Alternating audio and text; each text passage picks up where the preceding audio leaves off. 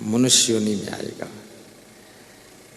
कबीर साहब ये नहीं पूछ रहे हैं कि बीरवीरा से मर करके आरंग में पैदा हो गए कि रायपुर पैदा हो गए, इस लफड़े से उनको मतलब नहीं। बिहार से मरकर तुम छत्तीसगढ़ में पैदा हुए, इससे मतलब नहीं। उनका मतलब है चार चीजों से, अंडज पिंजज उसमज और मनुष्य योनि, ये चार योनियां हैं।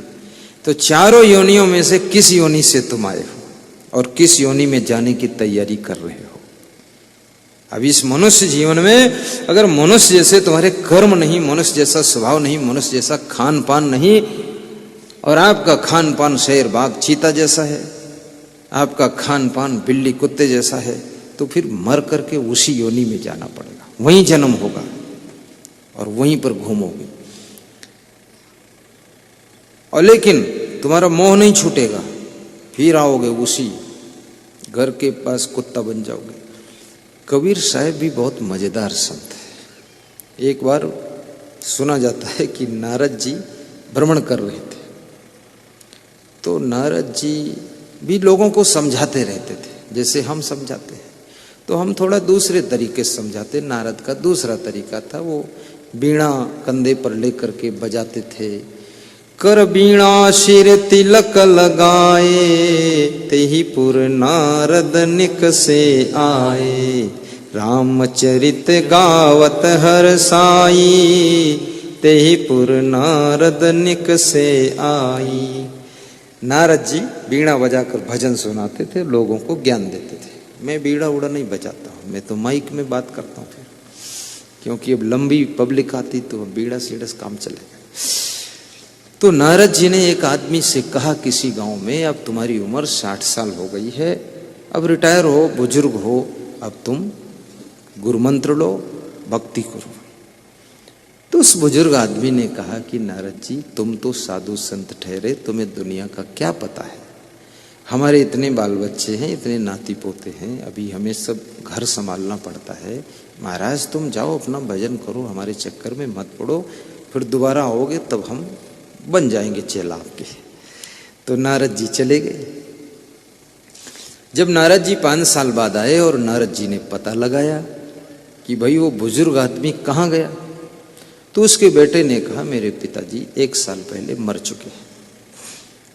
तो नारद जी ने कहा मर गए तो फिर कहाँ मरकर जन्म लिए हैं। तो बेटा बोला ना मुझे पता ना बाप को पता है, जहां जन्म लिए हों। तो नारद जी ने कहा मैं बताऊं ध्यान लगाकर। नारद जी ने ध्यान लगाया और बताया कि आपके पिताजी मर करके बैल हुए हैं और आपके द्वार पर ही बंधे हुए हैं। बोले मेरा बाप बैल बन गया, ये कैसे बैल हो गया? बोले तुमसे ज्यादा उनका मोह था और मनुष्य जीवन में जो भक्ति सत्संग करना चाहिए वो किया नहीं। बैल जैसी जिंदगी जीते रहे, बैल जैसे ढोते रहे जिंदगी भर, तो मरकर भी बैल हो गए और तुम्हारे द्वार पर ही बंधे हैं। तो उसके बेटे को बड़ा दुख हुआ। बोले हम तो इस बैल को भी बहुत मार चुके। बोले आपने बाप को मारा, बैल को थोड़े मारा, ये तुम्हारे बाप की आत्मा है। तो बेटा रोने लगा। तो कबीर साहब नारद जी ने कहा रो मत, अब इस बैल से बात करता हूं। बैल के पास गए और बोले कि अब बैल हो गए, अब तो मनुष्य भी नहीं रह गए, अब तो गुरु भक्त बन जाओ, अब सत्संगी बन जाओ।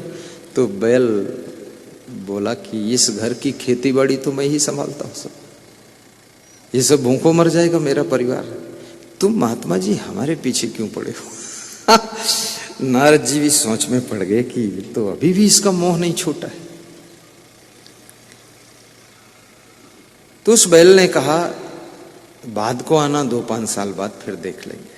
तो नारद जी 5 साल बाद आए, तब तक वो बैल भी मर चुका था। तो नारद जी ने उस घर के बेटे से पूछा बैल कहाँ है? बोले तो मर गया महाराज। बोले मरकर कहाँ गया? बोले नहीं पता हमें। तो नारद जी ने ध्यान लगाया और बताया कि वो मर करके जो है वो कुत्ता बन गया है, और ये जो तुम्हारे द्वार पर कुत्ता बैठा है ये तुम्हारा बाप का ही आत्मा कुत्ता है। अरे बोले इसको तो बहुत लातों से मारा हूं मैं। बोले तो बाप को ही मारता है, इसलिए कुत्ते और बैल को भी ज्यादा पीटो मत, हो सकता है वो तुम्हारे बाप की आत्मा ही हो, मत मारना।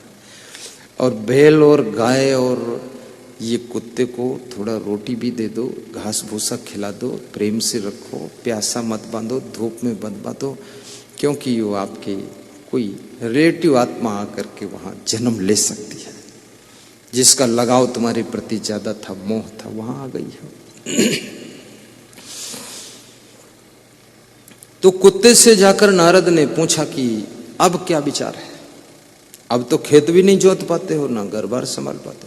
कुत्ता बोला, अभी रात में हम ही ड्यूटी देते हैं, चोरी से घर पूरा बचाते हैं, भौंकता रहता हूं। अभी क्या कोई कम सेवा कर रहा हूं अपनी फैमिली की? कुत्ता बन गए, इससे क्या होता है?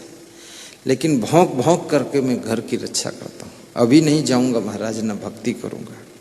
कितना प्रगाढ़ मोह है।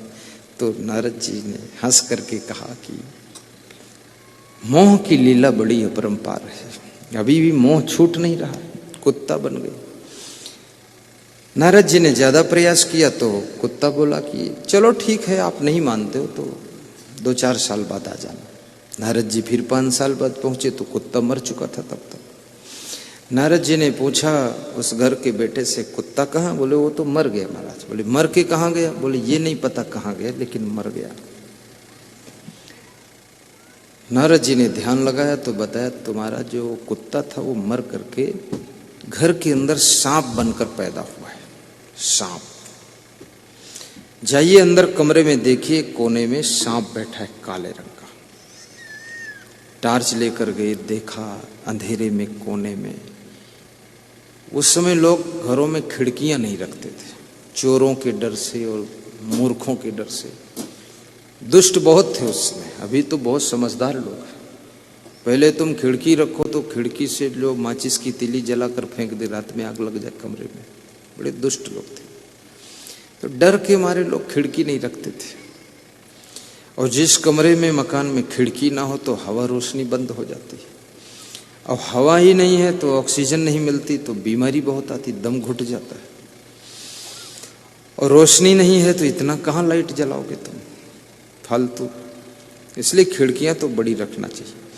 तो देखा सांप बैठा है, अब उनको डर भी लगा और मन में प्रेम भी जगा कि मेरा बाप सांप हो गया, और दुख भी लगा कि पिताजी सांप बन गए।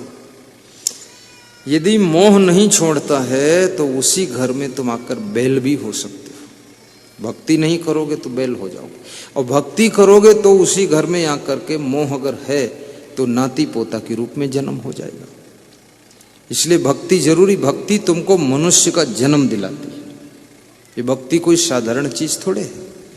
ये जो तुम कहते हो कंठी पहनने से केवल कुछ नहीं होता है, तो कुछ नहीं होता तो पहन लो ना, फिर डर क्या फिर बात का है। कितने लोग कहते हैं ना, अरे कंठी वंठी पहनने से कुछ नहीं होता है। जब कुछ नहीं होता है तो पहनने में पीछे क्यों हट रहे हो? पहनो, इसमें कुछ होना तो है ही नहीं, फिर डरते क्यों? तो बोलते हम नहीं पहनेंगे। क्यों नहीं पहनोगे? बोलते हैं भक्ति हमसे नहीं सधेगी। क्यों नहीं सधेगी? जब कुछ होता ही नहीं तो सध जानी चाहिए। इसका मतलब बहुत कुछ होता तभी तो नहीं सध रही है। तो झूठ क्यों बोलते हो कुछ नहीं होता है? इसमें सब कुछ होता है, बहुत बड़ी बात होती है। तिलक लगाने में भी बहुत कुछ है। तिलक लगाकर तुम दारू की दुकान पर दारू खरीदने नहीं जा सकते हो। शर्म लगेगी, संकोच लगेगा, असमंजस पड़ेगा। तो तिलक नल में धोओगे तब जाओगे। ये साधु जैसे कपड़े पहनकर वेश्यालय नहीं जा सकते आप, फिर पैंट शर्ट पहनकर जाना पड़ेगा आपको। ये कपड़े भी ब्रेक लगाते, तिलक ब्रेक लगाता है, कंठी माला ब्रेक लगाता है। अंतरात्मा गंवारा नहीं करती है।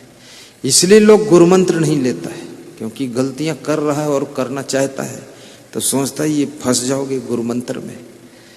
तो तुम सोचते हो कि ये कुछ अच्छा गुरु ढूंढ रहा है। अच्छा गुरु नहीं ढूंढ रहा है, खुद ही अच्छा नहीं है वो इसलिए टाल रहा है कि बचो, अभी नरक कुंड में और नहा लेंगे तब गुरु बनाएंगे। ये गुरु बनाना कोई छोटी बात नहीं है, ना ना ना, बहुत बड़ी बात है गुरु बनाना। और साधु बनना भी बहुत बड़ी बात है। 1-8% लोग भले ही उसमें चूक जाते हो, लेकिन ऐसा कपड़ा पहनना भी बहुत कठिन है। इसमें भी मन तैयार नहीं होता है। ये कपड़े भी ब्रेक लगाते हैं, बहुत ज्यादा ब्रेक लगाते हैं, कंट्रोल करते हैं। जैसे मैं इस कपड़े को पहन करके अब किसी स्त्री के साथ साथ सड़क पे नहीं चल सकता।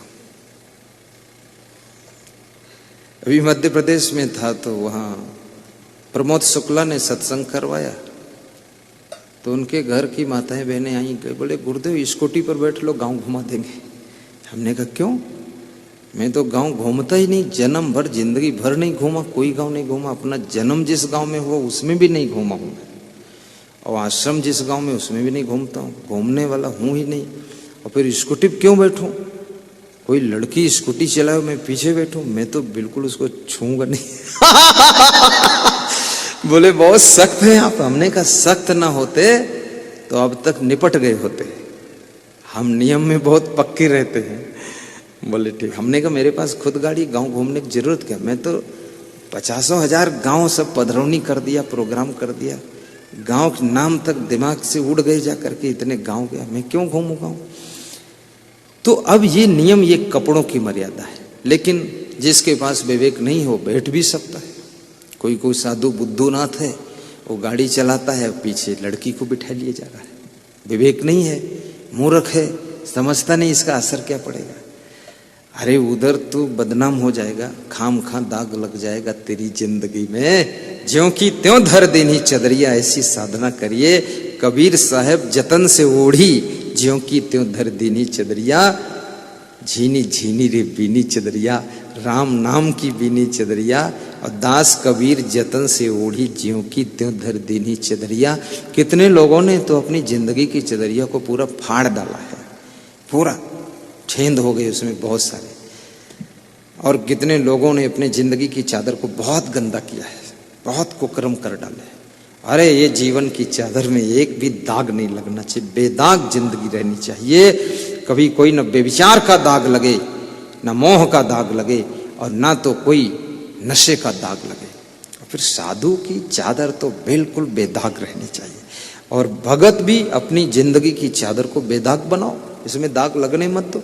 ज्यों की त्यों चादर को रखो, चादर में दाग न लगने पाए। और जिंदगी की चादर सत्संग के द्वारा ही शुद्ध हो सकती है, भक्ति के द्वारा। आप जैसे हमसे प्रेम करते हो, इस प्रेम से क्या फायदा है? हमारी पवित्रता से आपके मन में भी पवित्रता आएगी, इसलिए तुम प्रेम करते हो। किसी वेश्या से प्रेम करो तो आपके अंदर वासना पैदा हो जाएगी। इसलिए फोटो भी उनका नहीं देखना चाहिए जो भ्रष्ट लोग हैं, उनका फोटो देखने से भी खतरा है। हीरो हीरोइन का फोटो मत लगाओ। कितने घरों में तो गधों के फोटो लगे, सांप का फोटो लगा, शेर बाघ का लगा, और शेर बाघ को देख देख करके उनके बच्चे भी खूब क्रोध करते हैं, बाघ जैसा गरजते हैं। फोटो लगाओ ऐसे संत का लगाओ, निर्मल संत, बिल्कुल खिला हुआ गुलाब संत है, उसको देख करके पूरे घर के सदस्य बच्चे भी खुश हो जाएं, कितने अच्छे हैं गुरुजी, ऐसे फोटो लगाओ। चित्र का भी प्रभाव पड़ता है, बहुत बड़ा प्रभाव पड़ता है। नोएडा के भक्त आए थे, कह रहे थे कि मैं 5-6 हजार के फोटो ले गया था और कुछ किताबें ले गया था। बोले सब बट गए, मेरे मित्र लोग रिश्तेदार ले गए, सब लगा लिए अपने यहाँ। बोले इस बार फिर आया हूँ, फिर गठरी बांध कर जा रहा हूँ। तो हमने कहा पूरा, बोले दिल्ली और नोएडा तो मैं संभाल लूंगा पूरा प्रचार आपका। हमने कहा ठीक है, मैं आपसे भी कहूंगा थोड़ा आप भी प्रवचन करना भी सीखिए। देखिए ये प्रचार में ऐसा नहीं कि मेरे जैसे कपड़े पहनो तभी आप कुछ कर सकते हैं। ये तो इतना कपड़ा कौन पहन पाएगा मेरे जैसा, वो जरूरत नहीं।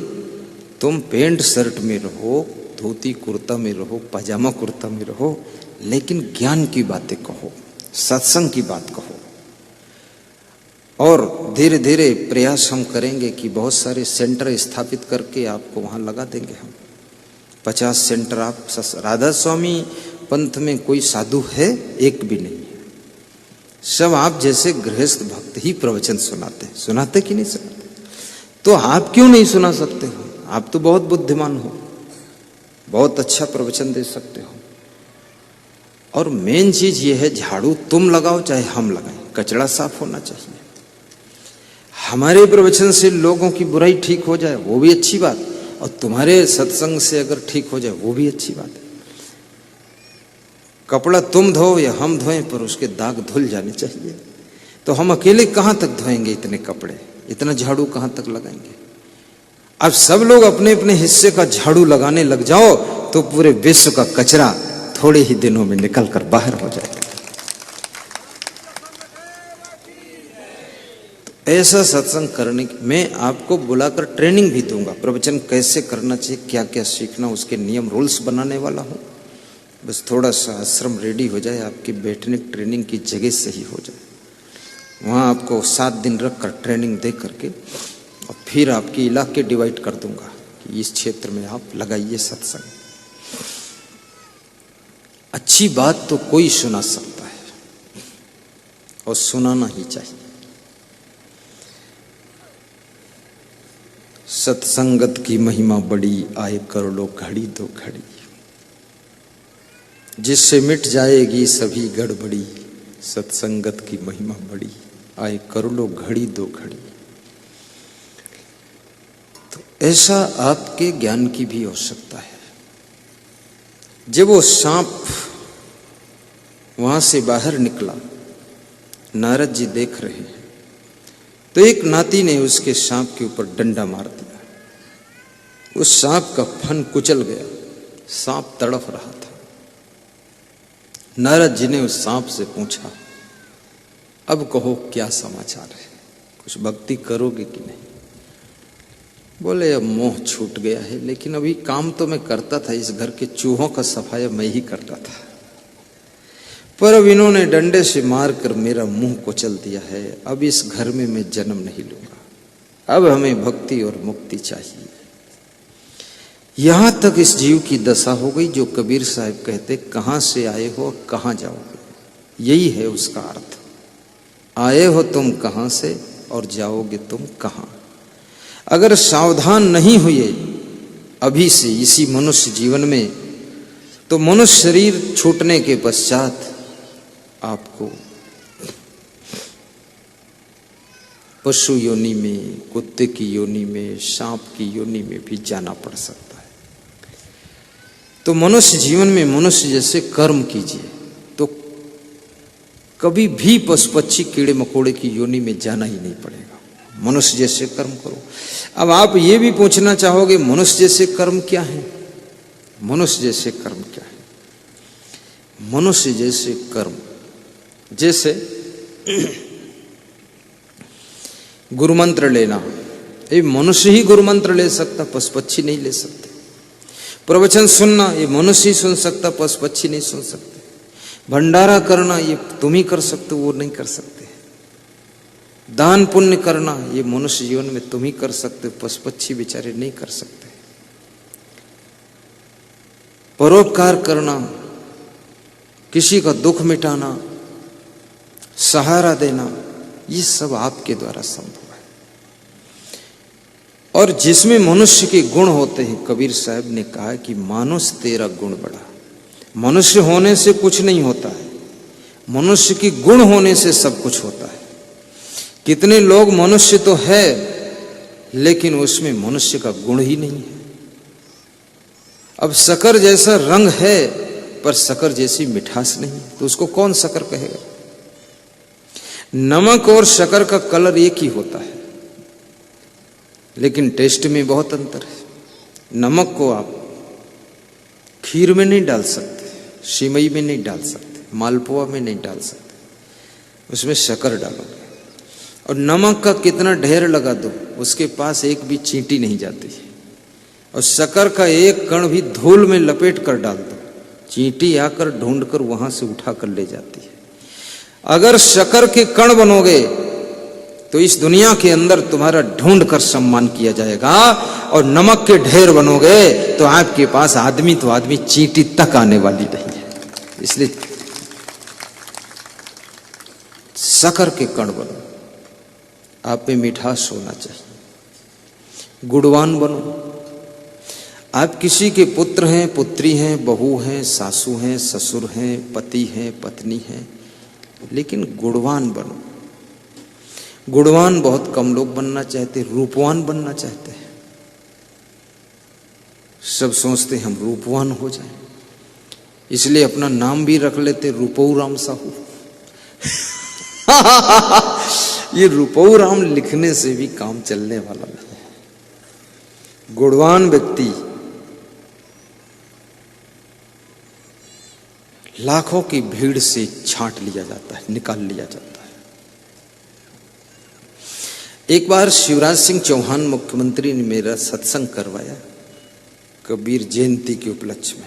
50,000 लोग इकट्ठे हुए, उसमें बहुत संत आया था। और जब मेरा प्रवचन हुआ तो उसने तुरंत छांट लिया कि ये संत पकड़ने योग्य है।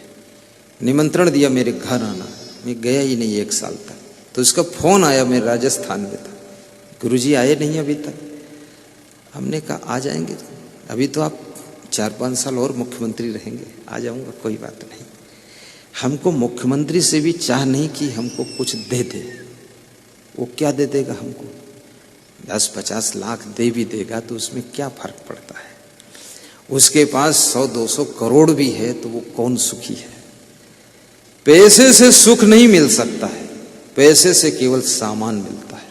पैसे से मकान बन सकता अच्छा, पैसे से गाड़ी आ सकती, पर मैं सब गाड़ी में बैठकर देख लिया हूं।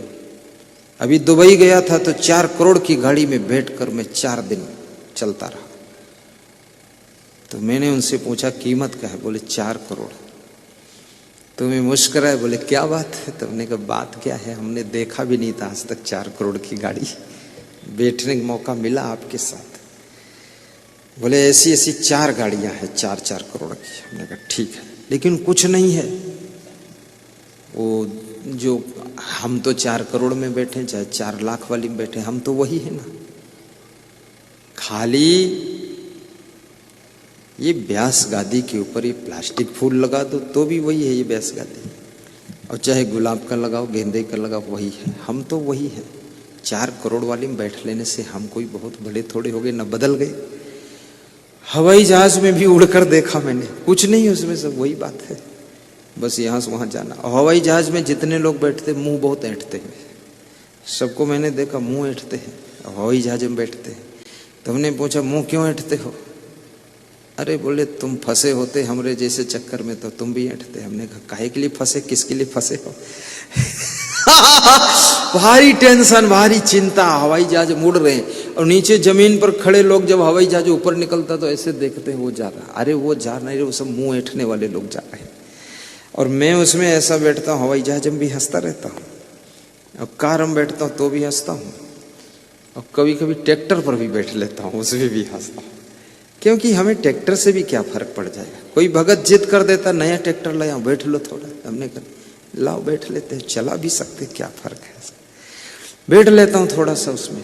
बैलगाड़ी में भी बैठ लेता था पहले, लेकिन ये तो सब वाहन संसाधन लक्ष्य तक पहुंचने के लिए है, इससे हमारे में कोई फर्क नहीं पड़ता है। याद रखना भाइयों बहनों, मैं आपसे यही कहना चाहता हूं, अपने अंदर गुण बढ़ना चाहिए, हमें गुणवान बनना चाहिए। गाड़ी बढ़ गई, गुण नहीं बढ़ा तो मतलब क्या निकला? साड़ी बहुत महंगी है लेकिन गुण एकदम नहीं है।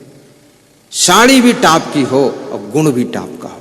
रूपवान भी बन जाओ अच्छी बात, लेकिन गुणवान बनाओ तो उससे अच्छी बात, और चरित्रवान बनो तो सबसे अच्छी बात, और विद्वान बनो तो भी अच्छी बात, और महान बनो तो वेरी गुड बात। और यदि हो सके तो बुद्धिमान बनो, विवेकवान बनो, वैराग्यवान बनो, तो जिंदगी की लास्ट अच्छी बात है।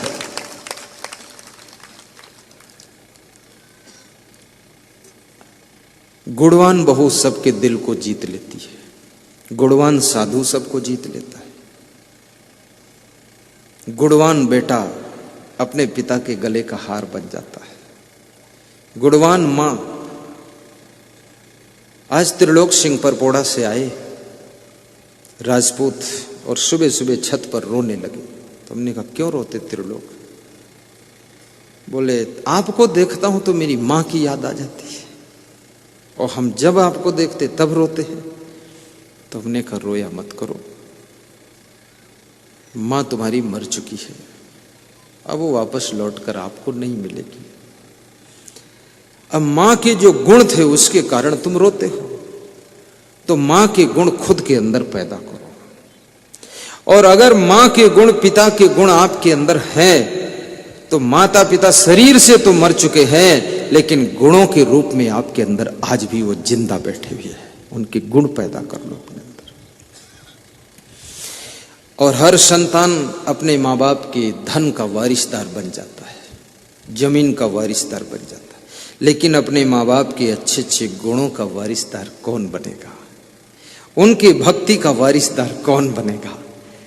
और उनके सुंदर विचारों का वारिसदार कौन बनेगा? मैं निवेदन करूंगा, धन तो तुम ले लेते हो माँ बाप का, लेकिन उनके गुणों को भी ले लीजिए कृपया। धन से केवल तुमको सामान मिलेगा, लेकिन उनके गुण ले लोगे तो दुनिया में सब जगह सम्मान मिलेगा, सम्मान मिलेगा। इसलिए बाप के गुण भी ले लो अच्छे अच्छे।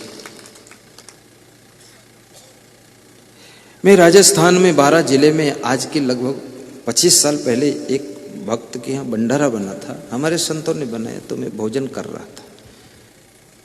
तो हमारे साथ में एक और संत भोजन कर रहा था, हमारे ही लेवल का था। तो हमने कहा साथ में खा ले तो ठीक रहेगा, नहीं कुछ मन में विचार करेगा, साथ हम खिलाया क्यों नहीं, झंझट कौन करे, खाओ।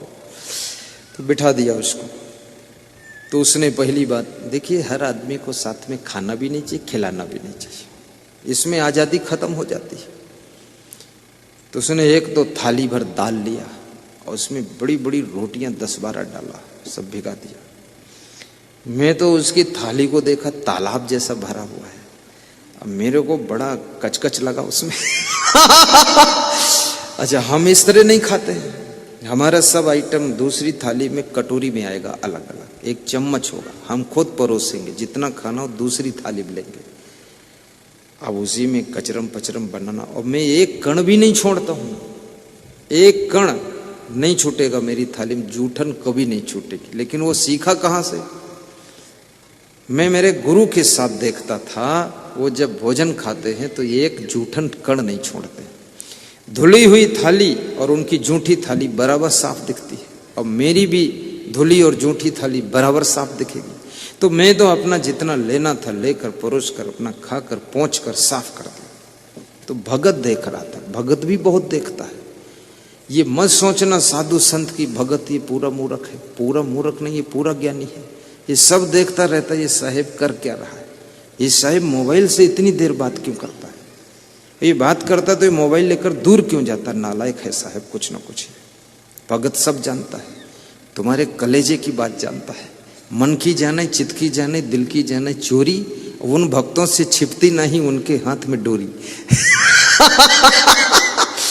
तो वो समझता है कि ये इतनी दूर क्यों गया। भाई किसी भगत से बात करनी है तो आप मेरे भगत के सामने बात कर सकते हैं, आन जाने क्या काम पड़ा।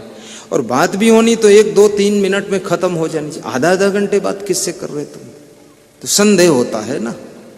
तो सब जानता, भगत कोई बुद्धू नहीं है, भगत सब जानता है और जानना चाहिए भी, और जानने के बाद ही मानना चाहिए, अंधाधुंध काम करने की जरूरत नहीं है।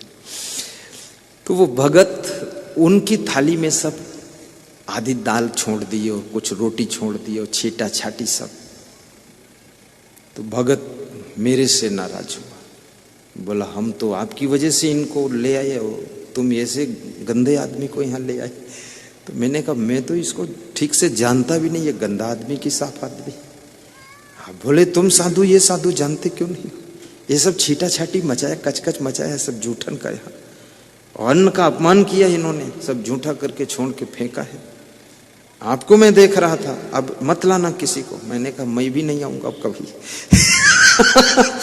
तब से मैं भी उसके यहाँ कभी नहीं गया हूं, कभी गया ही नहीं, ना मैं बात किया उससे, टाइम भी मेरे पास नहीं है, मेरा विस्तार भी बहुत हो गया।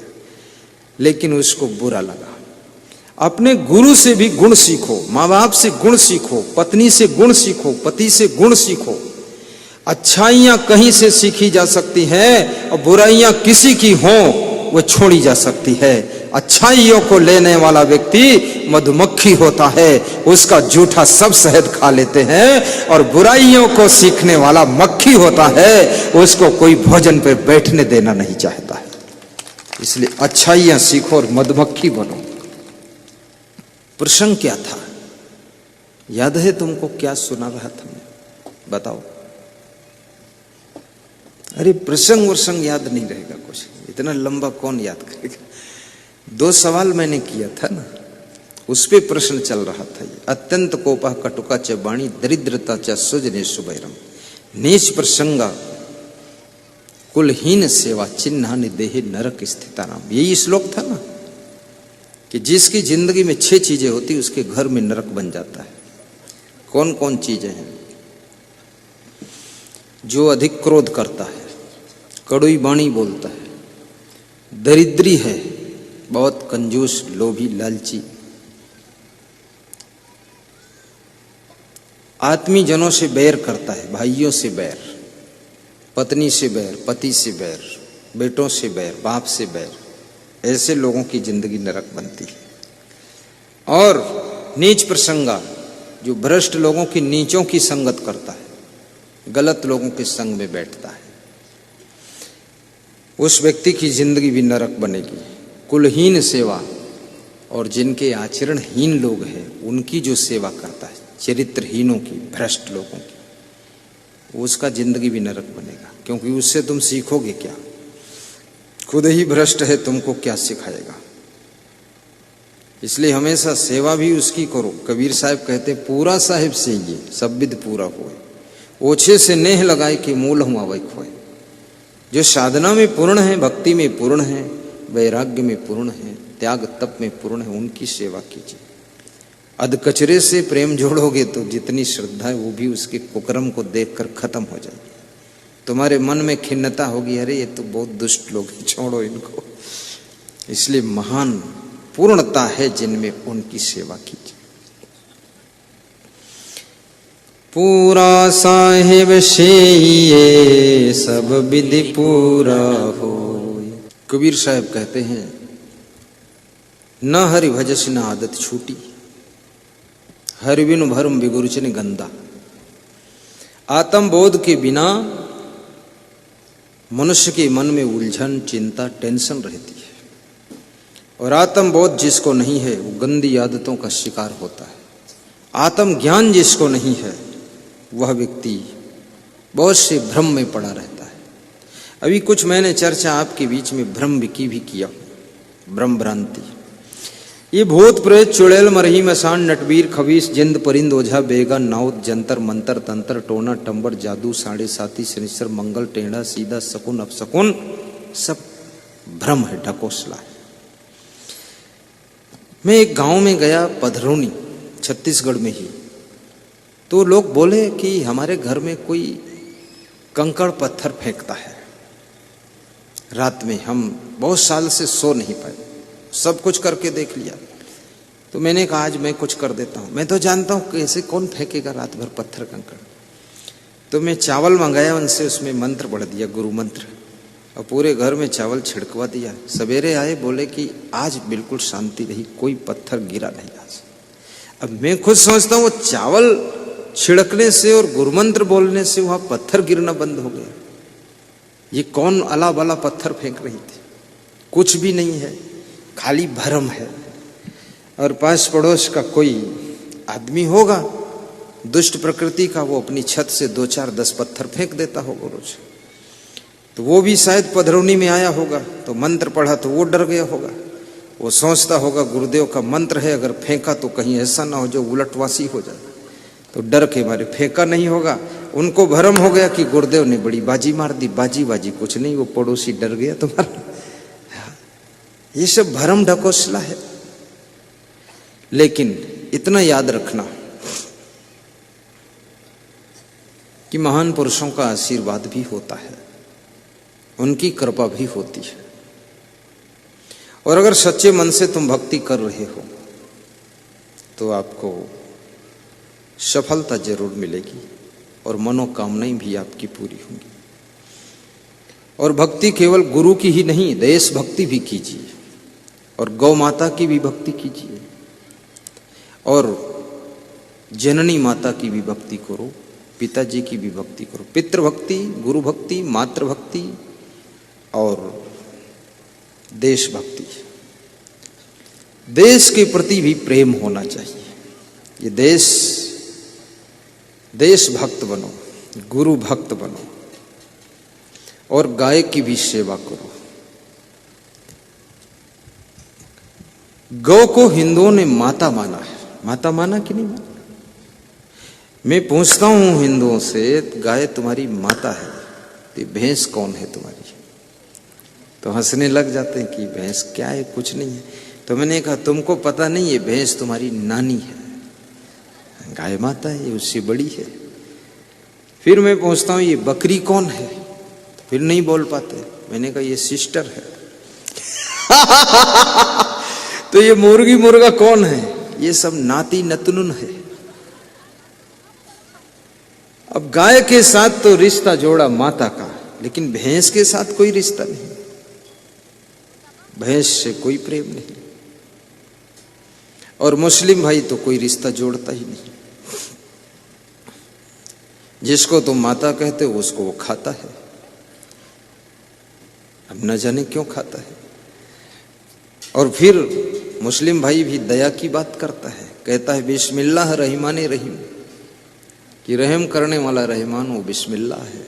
अल्लाह रहम करता है और अल्लाह रहम करता है, अल्लाह को मानने वाले बेरहम करते हैं।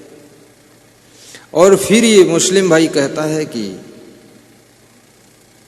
जर्रे जर्रे में खुदा है, और हिंदू भाई कहते हैं कि कण कण में राम है।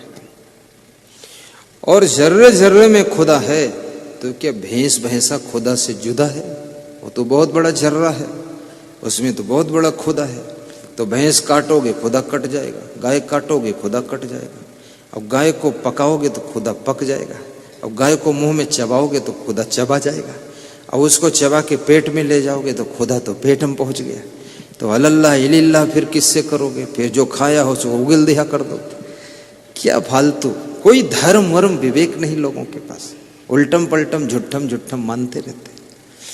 हिंदू कहते कणकण में राम है, तो कणकण में राम है तो क्या अंडा मुर्गा बकरा में राम नहीं, मछली में राम नहीं? वो तो बहुत बड़ा कण है, उसमें भी राम है। अंडा उबालोगे राम उबल जाएगा, अंडा काटोगे राम कट जाएगा, अंडा मुंह में रखकर चबाओगे राम चबा जाएगा, अंडे को पेट में ले जाओ। ये क्या करना चाहते हो? राम की ये हालत कर दी तुमने। और फिर गाते हो सो तुम जानो अंतर्यामी, पूर्व मोर मनोरथ स्वामी, और राम को मार के खा गए तुम। तो अंतर्यामी क्या जानेंगे? अंतर्यामी को ही निपटा दिया तुमने। अब कैसे कर सकते हैं?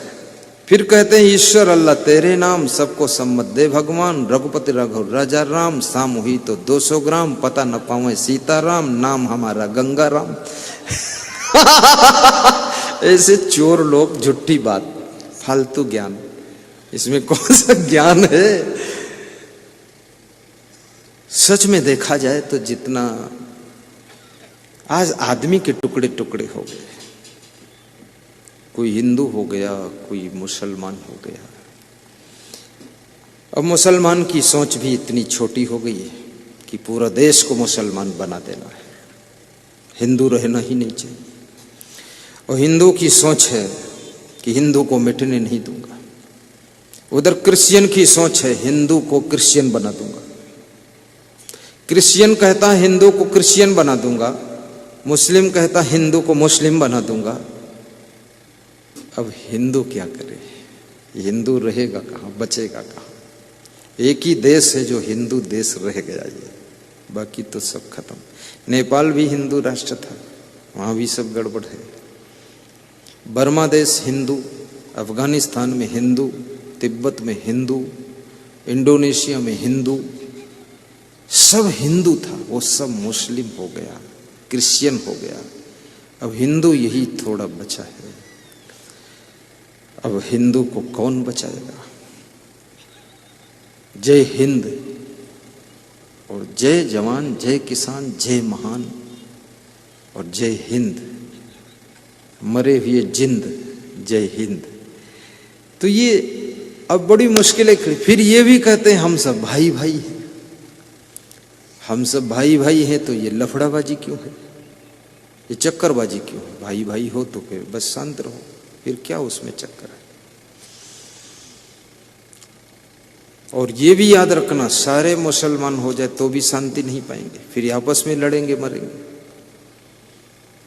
और पूरी दुनिया हिंदू हो जाए तो भी शांति नहीं मिलेगी, क्योंकि जब पति पत्नी लड़ रहे हैं तो हिंदू की बात ही क्या है। शांति तब मिलेगी जब सत्संगी बन जाओगे, ज्ञान हो जाएगा, भक्ति दिल में आ जाएगी, संतोष आएगा, तब आपको शांति की प्राप्ति हो जाएगी। आपके मन में शांति आए ऐसी मैं शुभकामना करता हूं और आपको बहुत धन्यवाद देता हूं।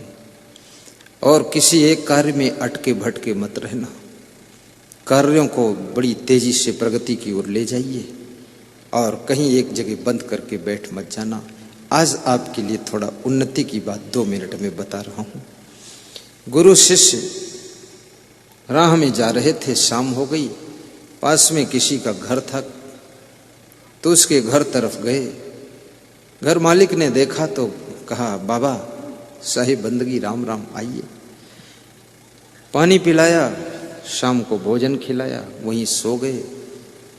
पूछा तुम करते क्या हो, बताया कि एक भैंस है, उसी से सब गुजारा हो जाता। बोले बाकी ये खेत किसका, बोले 12 एकड़ खेत अपना है, पर मैं खेती करता नहीं क्योंकि मैं एक भैंस में संतुष्ट हूं।